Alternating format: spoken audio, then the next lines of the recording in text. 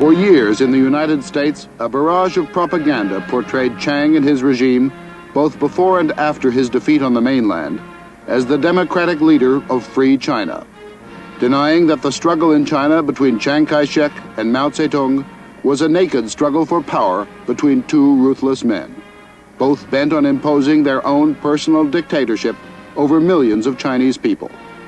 During the 1927 and 1949 Chinese Civil War, tension arose due to disagreements between the Chinese Nationalist Party, the Kuomintang, or KMT, and the Chinese Communist Party, the CCP. This war and the decisions made by the leaders at the time heavily affected the citizens of China. Before the Chinese Civil War, there was a historical time period known as the Warlord Era, which after the factionalizing of China and the fall of a dictator named Yuan Shikai, multiple warlords arose. In an attempt to unify China, Chiang Kai-shek began a campaign known as the Northern Expedition, where he defeated these warlords and unified China once and again under nationalist control. The conflict was between the CCP, led by Mao Zedong, and the KMT, led by Chiang Kai-shek. The Nationalist Party had control over China, and due to the severe perjury of communists, the CCP began a series of uprisings against the KMT in Chiang's rule. What's known as the beginning of the Chinese Civil War is the Shanghai Massacre on April 12, 1927, where members of the Chinese Nationalist Party cornered, tortured, and killed hundreds of communists, triggering retaliation, which included massacres and widespread terror, furthering the divide between nationalists and the Chinese people, which caused more to side with the communists. Alongside white terror, Chiang's prioritization of military missions against the CCP instead of the economy led to poverty, famine, and extreme inflation, making the lives of Chinese citizens extremely difficult and further pushing them to side with the CCP. 这不是1-2万人的俘虏的问题，2个人的俘虏也要争。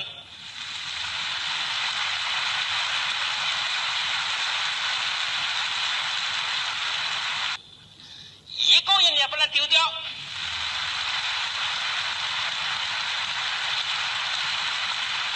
The Chinese Communist Party used guerrilla warfare as one of their main tactics, causing civilians to be caught in the crossfire and killed as a result, along with their property being destroyed.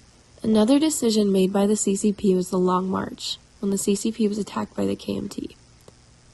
85,000 of the CCP's troops retreated 4,000 miles across China to get to safety. This decision secured Mao's strong leadership role in the CCP and made him the undisputable leader. The communists had to cross 24 rivers and 18 different mountain ranges to complete the retreat. This expedition brought many more people into the Communist Party, inspiring citizens to take action, and as such is recognized as a turning point in the war. 10月16号，晚上好多晚，不知道黑压压的。这个人呐，一下子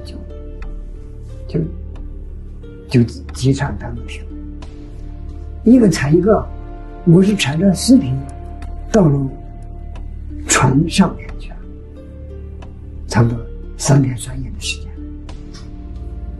有一次台风，船上是没东西吃，但也没办法，又没得水喝，到台湾一共花了14个月。